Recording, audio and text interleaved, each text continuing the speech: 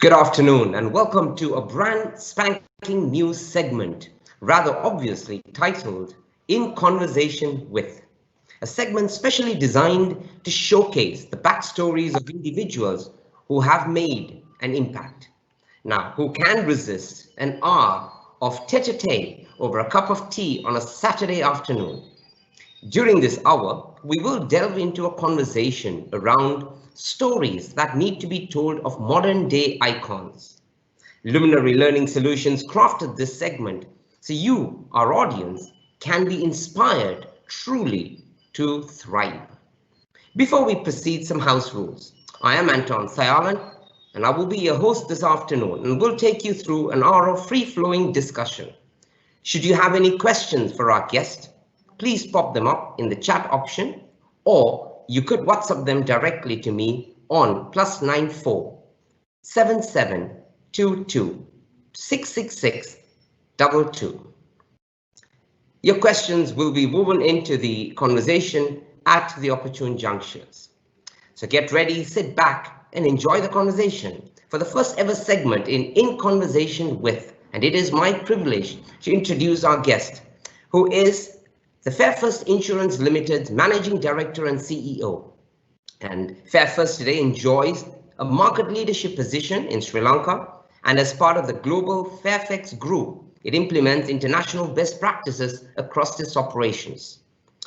Sanjeev Jha has a rich experience in financial services and insurance, extending from markets in India, Middle East, and now in Sri Lanka. He has worked some of the best brands in the industry and subsequently moved to Sri Lanka about 5 years ago. Sanjeev has a reputation for achieving successful turnarounds, delivering efficient mergers and acquisitions, and running successful businesses. He is a Fulbright Scholar in Management from Carnegie Mellon University, Pittsburg, USA, and a PhD in Economics. He is an exceptional business leader who has successfully created effective teams across different cultures. So very good afternoon, Sanjeev. How are you? I'm good, Anton. I'm very good. How are you? Not too bad. So before we get into our conversation, do bear with me for the racket at the back. And I guess that's truly Sri Lankan. And what would we do without our chun pangs and the ice cream vans? Right. I heard through the grapevine, Sanjeev, that you were a lead guitarist in a band in Mumbai. Is that true? I was a bass guitarist. So I was a bass guitarist, and I think music has been something that has been very close to me. And within music, of course, as kids, we all wanted to be rock and roll stars, and guitar seemed the easiest way. So the choice of my instrument was really the bass guitar. Bass guitar, okay. Yes. So I was close, I guess. A bass guitar is out of Mumbai. So I'm guessing this is quite some time back. And my question to you is, from being passionate about playing the bass for a band in Mumbai to selecting PhD in economics, you clearly had to choose one and let go of the other. What made you take that choice, PhD in economics? I think it's been an interesting journey for me in the last nearly 60 odd years now. So there have been three areas that have attracted me. One is, of course, the entire area of creativity. So whether it's music or whether it is filmmaking, whether it is art. So that's something that has always been of something that I get fascinated by. The other one has been on this entire academic world. So I love reading stuff. I love trying to understand new things. And economics again was something that really got me very, very excited.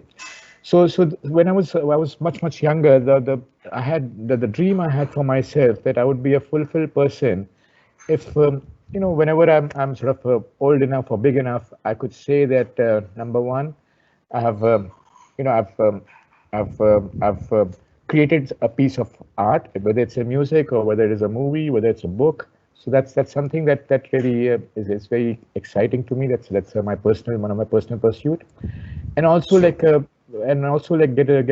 fairly thorough in certain areas of knowledge. And again, economics is something that has fascinated me. So I don't think it was really a choice of this or that. I think it's been a combination of both. And of course, the third area is culture and people. And that's why I've been traveling all over the world, and then very fascinated to be here in Sri Lanka now for the last 5 years. So the other three areas that have sort of, and I don't think that I've been choosing one over the other. It's just they've been all together. So now the guitar is lying here, and I sort of strum it around, and I don't play in a band, but definitely strum and sing along. So that happens. Interesting indeed. So you've been with the insurance industry for nearly 2 decades, Sanjeev. I'm curious to find out what kind of gravitated you towards the industry in particular. Okay, so my PhD was in economics, was in an area called risk and uncertainty, and when I was doing my my entire thesis. That was the time I sort of used the insurance and insurance industry and the data from insurance to understand how one quantifies risk. So that was one of the reasons why insurance became a very interesting thing. The second, and the more I learned about insurance, the more fascinating it became. For example, when I heard, how the entire trade, how trade happened, how when the ships used to go, and there was this concept of bottomry, where entrepreneurs used to fund the ships when they went out on voyages. And that was really the start of insurance. All these things fascinated me about how insurance can become a sort of a nice lubricant for industry and for optimism. And then I think the other reason was that as a young person in Bombay, insurance industry did offer some fantastic perks, and the main one being they offered a house, an apartment, so which was quite a prized position in a city like Bombay. So I think I was attracted to that. Why not? Yes. Why not?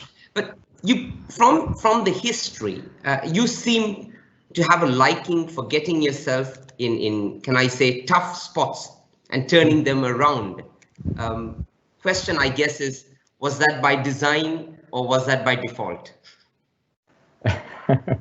So I get bored very easily.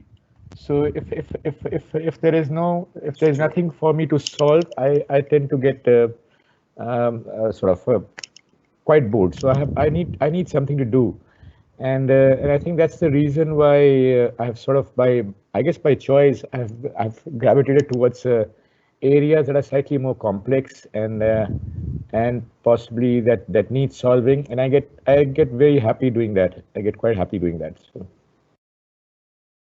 Fair enough. And moving around, Sanjeev, I mean, you've been in India, you moved into the Middle East.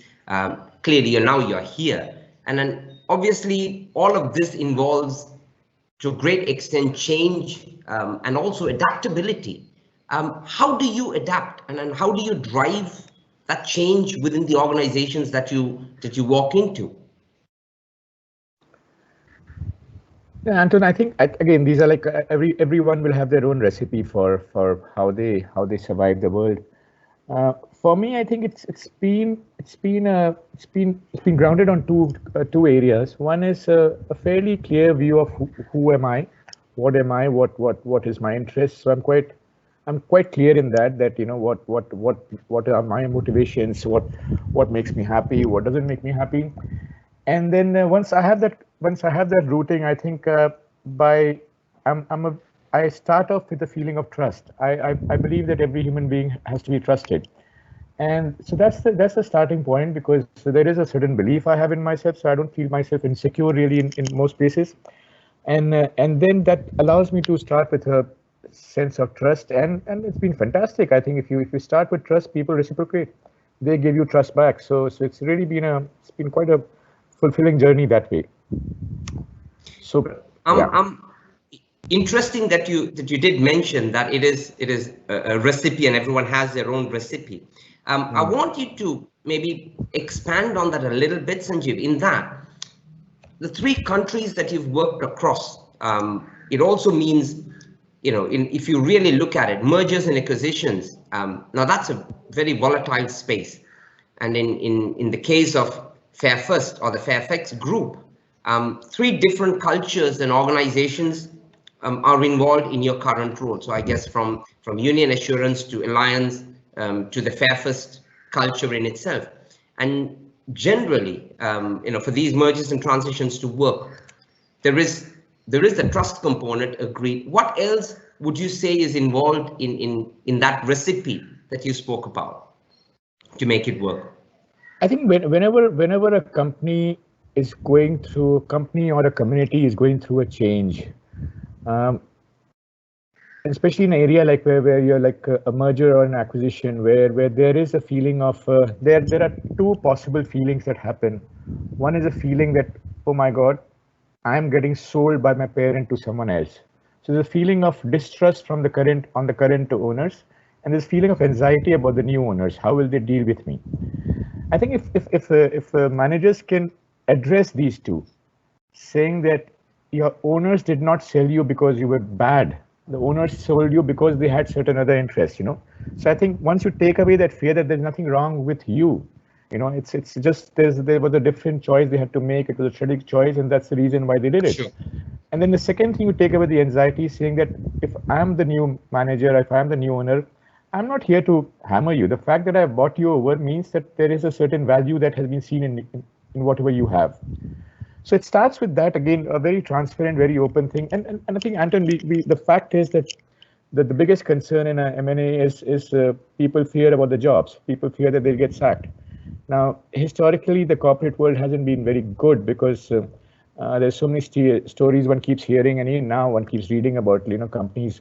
The first step they take is like reducing headcount, which isn't great because it's ultimately people. It's all about people, and if I can't build that trust in my people, then I'm doing a very bad job. And so that's how it starts. And then you have these small elements of where you manifest these philosophies. And one of that is that, like, for example, when I came into Sri Lanka 5 years back, or when I went to Middle East also, there's a natural tendency I've seen in others to say that, okay, let's pick up the phone and let me call some of my old colleagues from rest, who I worked with, and get them, ask them to come to Sri Lanka and work with me and create my own team. Now that's a disaster. That is actually a disaster, because again, what it signals very clearly to your current team is that you guys aren't good enough. So I've gone out and taken something. So I think that confidence has to be there. That obviously the trust has to be there, and then the confidence has to be there that yes, I will make you better. And if managers can actually do that, if managers can actually focus on making their own colleagues and their own subordinates better professionals, I think it's magic then. Yeah, Anton?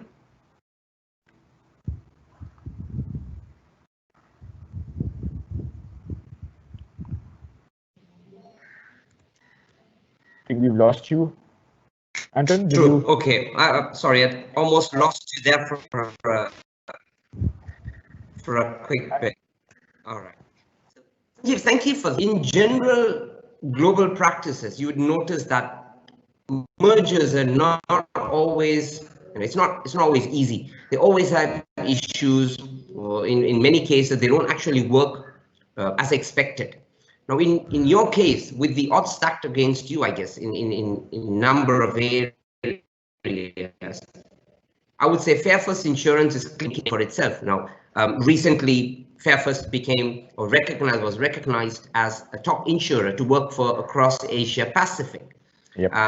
It became the only company to be listed in the 2020's top insurance workplaces in Asia. And this award, if I'm not mistaken, a few months from being recognized as the most innovative company across the Fairfax Group, which is actually operating out of 18 countries with some huge brands in itself. Now, despite all of that, to put Fairfirst up there, what else did that recognition to? Sorry, Anton, I lost you. I think the connectivity was a bit. So, right. Let me just run that back. And I've said, in global context, mergers and acquisitions generally don't work the way they were planned. There are always challenges, and in most cases, they don't work the way they want it to work. Yeah. But in the context of Fairfirst, clearly you've done something right, or the business is doing something right, because one, you've just been recognized as, you know, the only Sri Lankan company to be listed on 2020 top insurance workplaces in Asia. That's one. And this comes a few months from Fairfirst being recognized as the most innovative company within the Fairfax Group of companies, which clearly operates out of 18 countries and has some big brands under their umbrella. Now, you've clearly challenged all of them to put Fairfirst Insurance right there on the top. So you've got two huge recognitions. How did that success come about? Hey man, I'm blessed with my team here. I think I have some brilliant colleagues, and most of them have been with me right from the beginning of since the last 5 years. And I think very early in our once the entire dust had settled down on the merger and that initial part was over, I think very early we sort of ideated and thought about what do we want to be when we become big.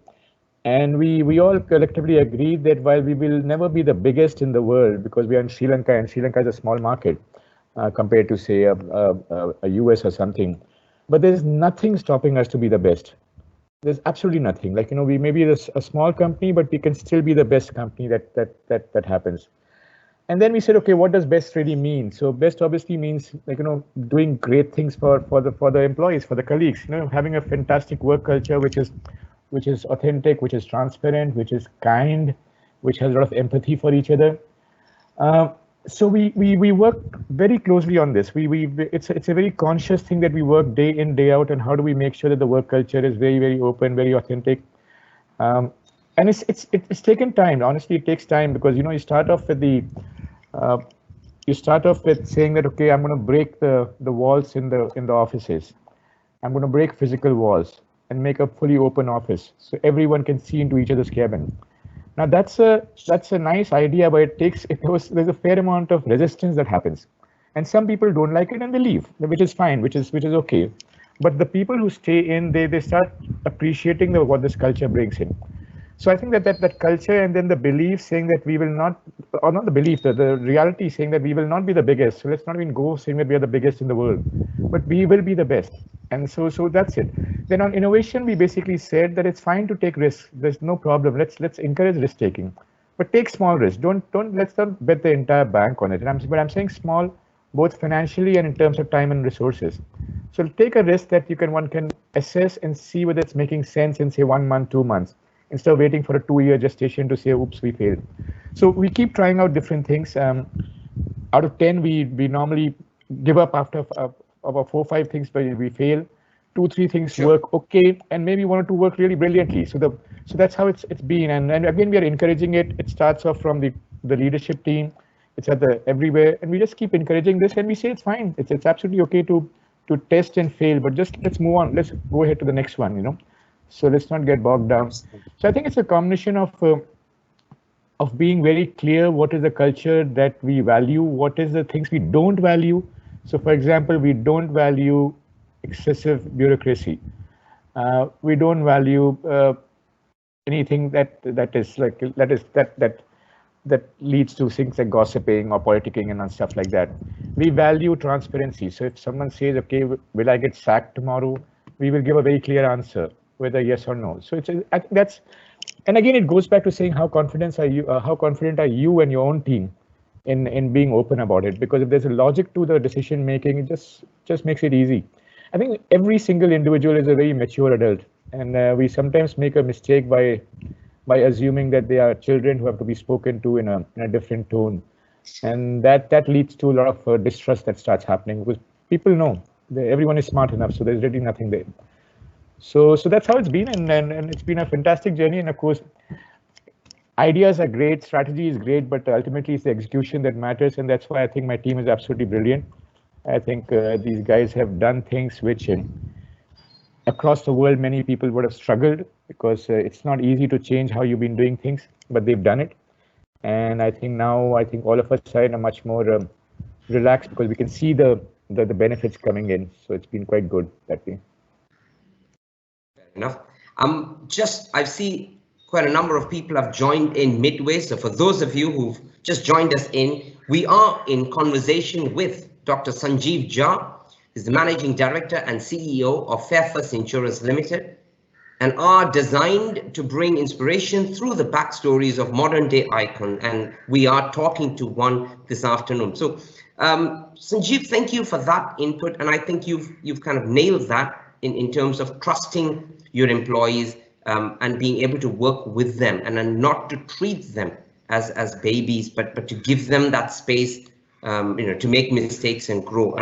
That's spot on with that. I guess the question that I would have is great that you've built the culture.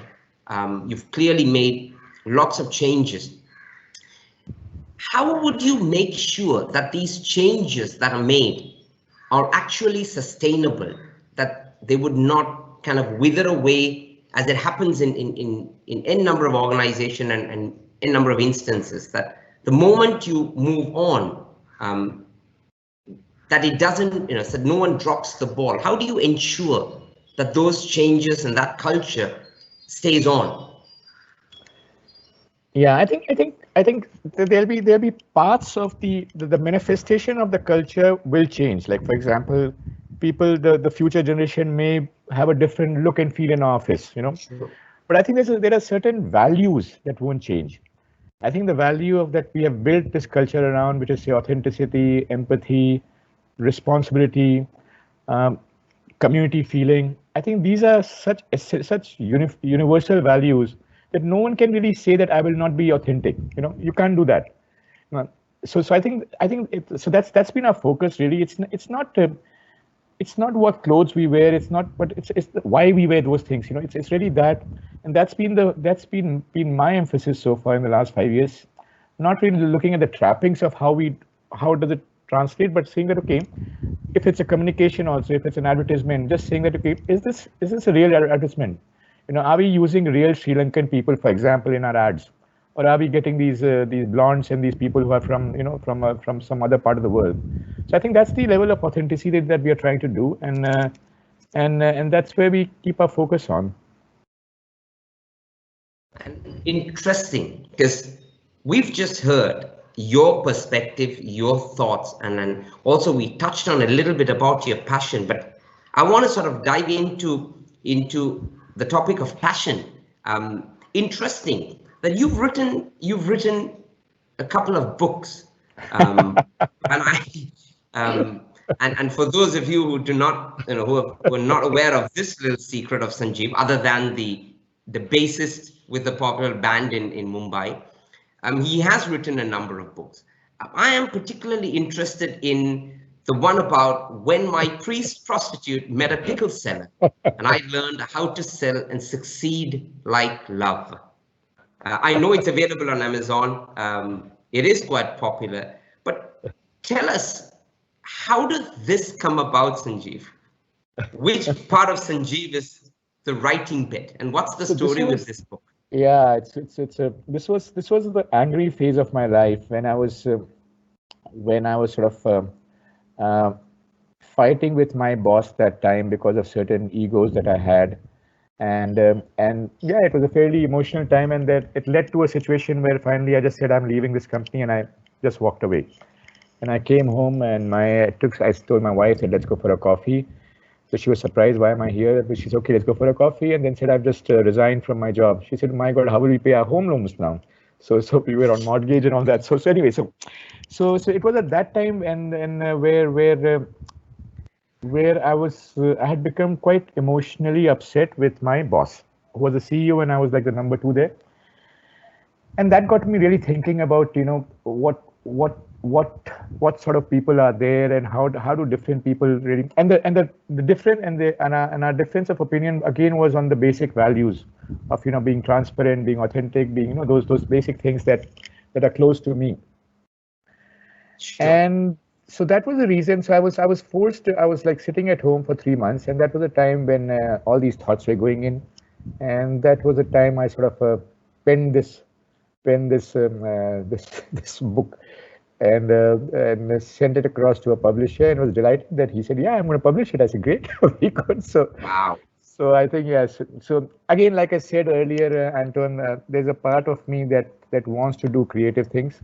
There's a part of me that wants to keep learning, and there's a part of me that gets really enamored by different cultures, different people. So I think these are the things that makes me so. So maybe another book will come on few more years. So hopefully. Well, definitely, I think we will definitely knock on your door to do a book with us. We do have about 25 books on our library. That's free for download. But interesting that the interesting part about the book is that it's a guide in a way to rediscovering the fun of living. I know you've mentioned things like the joys of managing effectively, the excitements of succeeding,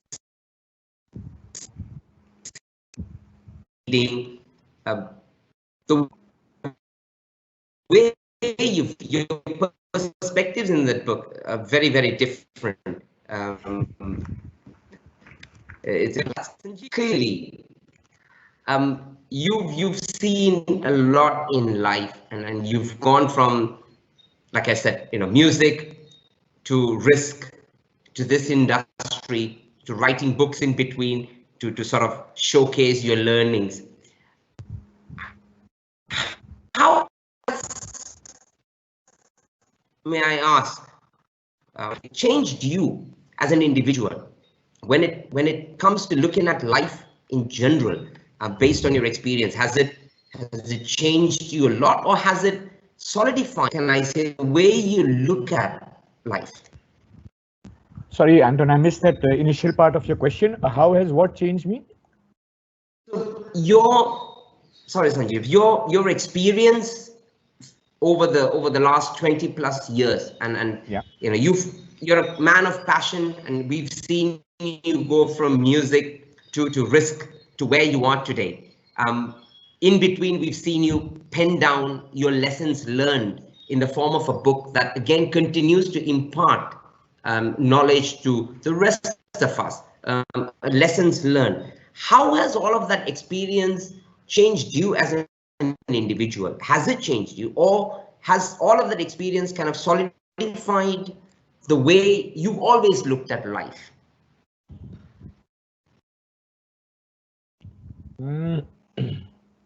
I think it is changing. It is changing me to it keeps changing. There's a certain amount of new insights that keep developing on a regular basis. I don't think I'm a completed person so far. I think there's a bit of evolution that is happening. I think some of the things that have become very clear on is that in a work environment, we need to treat our employees, our colleagues, in two different ways. One is as a human being, that he or she is just another human being just like me. So we need to have that basic trust that, you are the same human being as I am. You have the same pain, the same effort, the same passion, the same love, life, everything. You go through the same anxiety, the same depressions, everything. So we need to recognize that this is a human being I'm talking to, who is exactly like me in most things. Then the second part is about the work part, saying that, okay, this is my actuary, and actuary is supposed to do 5 things for me. I think if managers, we can focus on that work part, I think that's a great way of building. So that's something I've learned, and I've been trying to keep improving, saying that I don't like losing my boundaries between the professional role versus the human being. So I will always respect the human being, but I will have a tough conversation on the work part. So I think that's one of the things that has been that's been a constant effort for me to keep reminding myself that that there is a human being and that there is a role. So two are very different. And as a manager, I have no right, no responsibility to make a judgment on the human being. I can do whatever I want on the role part of it because that's my area. But on the human being, I have no right or responsibility or judgments to be made. The second area is that I'm still evolving is this entire area of the trappings around patriarchy and how the gender balance or the gender imbalance that exists in our parts of the world. I think it's very, very poor. And all of us are to blame, including me. But I think that's something that should become more and more high priority in the real form. Like, you know, when I roam around the branches and all when I come in out of it, maybe the female force was hardly about 5 or 10%. And the problem was very simple because when I go to the toilets were not suitable for the women folk. So these are small things that we many times as organizations we overlook as being males. And even like, for example, the air conditioning the air conditioning in the offices. Now those are primarily geared at a temperature suited more for the male rather than the female. So these are things that are really not that are quite insensitive and so there's another area that I think I need to improve a lot on. So I guess these are it's a constant evolution that keeps happening, Anton. I don't think we are ever. I don't think I will ever be in a position where I can say that this is it. I know everything. There are too many unknowns in the world even now. So which is quite exciting. Fair point. If I asked you, with your experience, if I asked you your advice for the younger generation that's stepping into the corporate world, what would that be? Okay, it's forget all the jargons of things like, you know, work smart and you know, all that nonsense. If one wants to succeed, it is hard work. It is very hard work. One needs to be detailed oriented. One can't just be fluff. Wearing a suit is not good enough. Wearing a great watch is not good enough. One needs to be really thorough in whatever he or she wants to pursue. So there's no shortcut to that. There's absolutely no shortcut. Second thing I'd say is I would really encourage young people to go beyond their industry domain and have a much broader at least a much broader exposure that they force themselves on, whether you go to a museum, whether you read books, but be much broader in terms of your exposure, because the more broader knowledge one has, the more sort of capable one will become in their own specific area of detail. So it's quite an interesting thing. So I think the first one is get detailed, but also at the same time keep a very broad focus. Third area, especially for the boys in the side, I said, like, you know, become much more sensitive to the gender part of it. I think that's really, really important. Learn cooking. I think we males are very, very bad that we come home and then we assume that this is it. I think COVID has forced a certain realization on all of us, which is great. But definitely for young children and for young people, I would say that I think let's learn some basic life skills. And cooking is a life skill, so I think it's quite shameful that many of us don't know how to cook properly. So I think I think that these are some of the basic tips. Believe in human beings. Stop saying that this is how it happens in Sri Lanka. It doesn't. It happens the same way everywhere in the world. So all human beings are the same. So I think. Again, we have the same pain, the same happiness, everything is the same. The pursuit of happiness is same, whether you're in Canada or whether you are in Colombo. So I think it's absolutely the same feelings. We may look and talk in a different way, but the emotions are same. So I think believe in the humanity. Yeah, I think that these are some of the basic things. Would be great if we can all keep reminding ourselves on these few things. Fair. I know youngsters, but it's not just the youngsters. In one of the things that you've done within the industry is you have taken on different roles within the industry, and you've clearly learned quite a chunk on the industry. Your advice, or how would you sell the industry to those who are looking at joining the industry? Why should someone look at joining the insurance industry?